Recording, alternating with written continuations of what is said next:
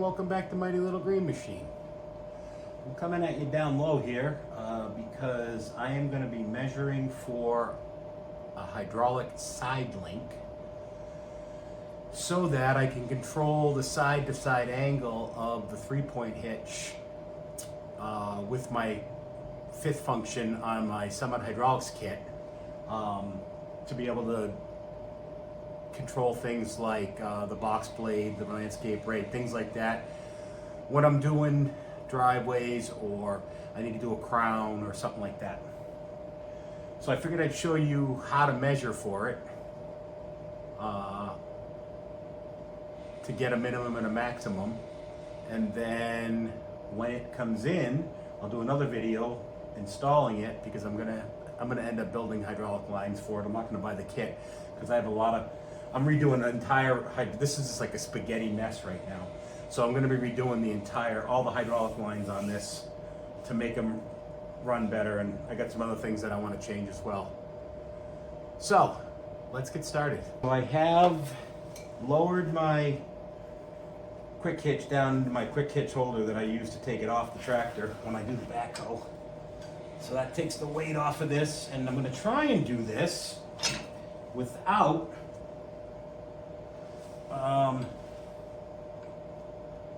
removing it from the tractor. So the first thing we're going to do is we're going to screw it all the way in to get the minimum. So I got to bring the nut all the way up, and then I'm going to have to reset. The one thing you want to make sure you do after you do something like this is that you reset the top and bottom to equal heights before you put it back on, so that when you adjust it, you've got full adjustment. Now I'm just going to screw this head all the way in.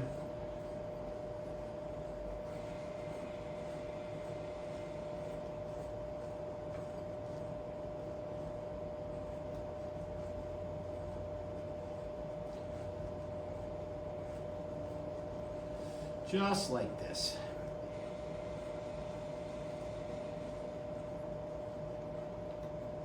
Okay, now I'm going to screw the bottom one all the way in, and then we're going to take a measurement.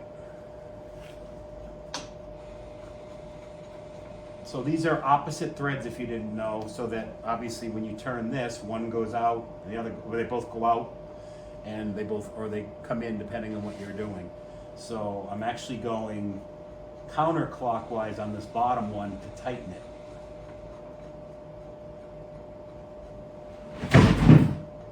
Otherwise, if they were both threaded the same, one would come in, one would go out.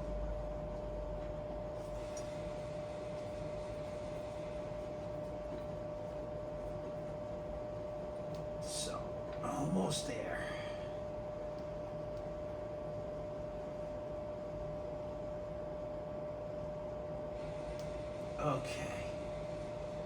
Okay, so now we're going to measure this, and this will be our short measurement, or our minimum. So from center to center is 15 inches. So that's the minimum that this should be. Now I don't know what sizes I have to choose from, but I can tell you that if I can cheat this at all by making it a little shorter or a little bit longer, I'm going to try and have more adjustment out of this. But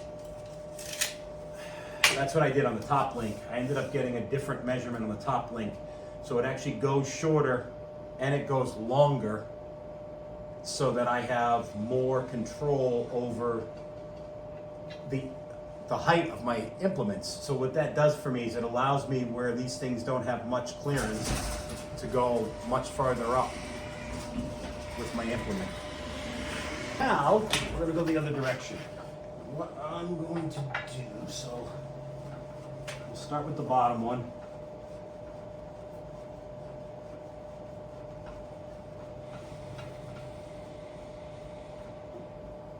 There's really no faster way to do this.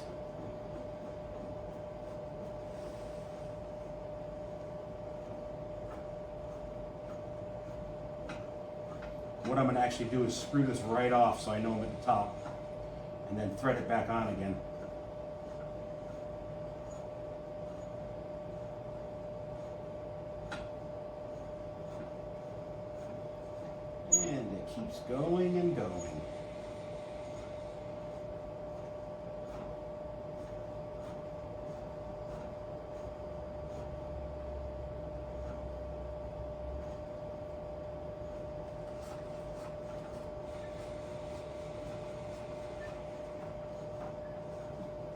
And going. Okay, so I got it all the way off. Now I'm just gonna start it back on.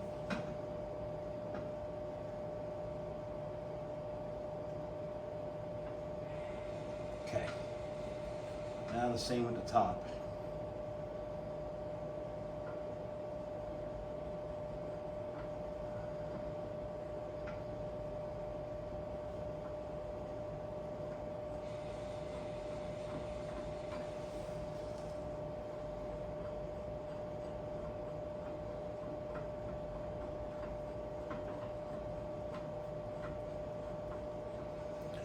And going.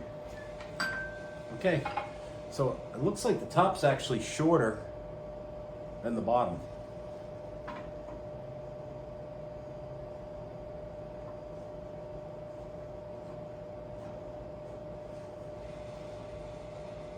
Okay, now we'll get this measurement. Center to center again. 21 and a half. That's the absolute max it can go. So I got a minimum of 15 and a max of 21 and a half. Let's see, the bottom one is about 4 inches, and the top one is about 3 1/4 inches. So there is a difference. I think what I'm going to do, no, you know what? I'm gonna go ahead and just bring this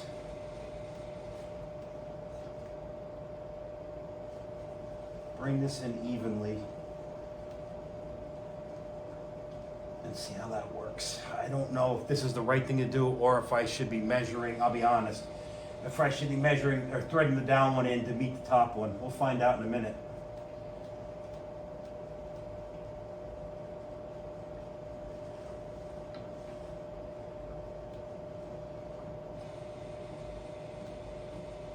I think this will work fine. We're getting close.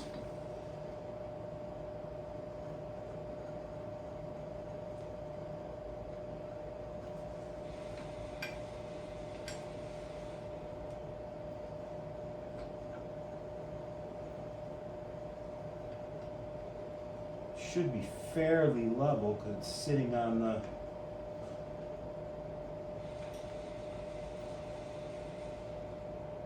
if you can see that or not. So it's sitting on the... Okay, I'm gonna call this close enough because if you look at where the bubble is when it's on the quick hitch, it's towards the right side of the middle.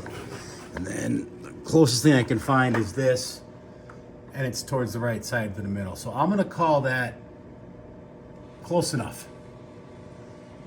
It's not enough to screw anything up. So that's where I'm gonna lock it down and pin it in.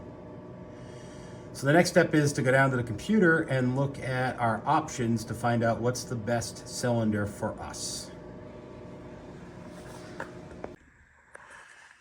Okay, so I'm back down at the computer.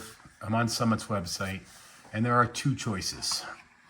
Both of them have the same minimum, which is 6 inches, which is what I need.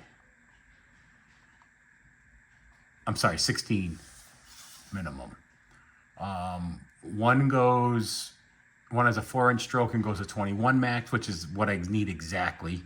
And one has a 6-inch stroke and goes to 24 max. I'm gonna go with the larger one, even though I'm not even sure if I can use the extra inches, but I don't see a downside. I mean, I guess we'll find out when it comes in, but because it still goes to the same minimum, it'll give me some extra maximum. So that's what I'm gonna go ahead and order. And it's only a $10 difference in price. It's $249 for the 21-inch max. It's $259 for the 24-inch max. So I'm gonna order that, and when it comes in, I'll do that as part of doing all my new hydraulic lines on the back of the tractor. So, and I'll show you whether it hinders me or works or doesn't work and let you know. So that's all for today's video. Thank you for watching. I really appreciate your support. Please hit the like and subscribe button. And make sure you click that bell so you know when I put up a new video. Have a great night, and I'll see you next time.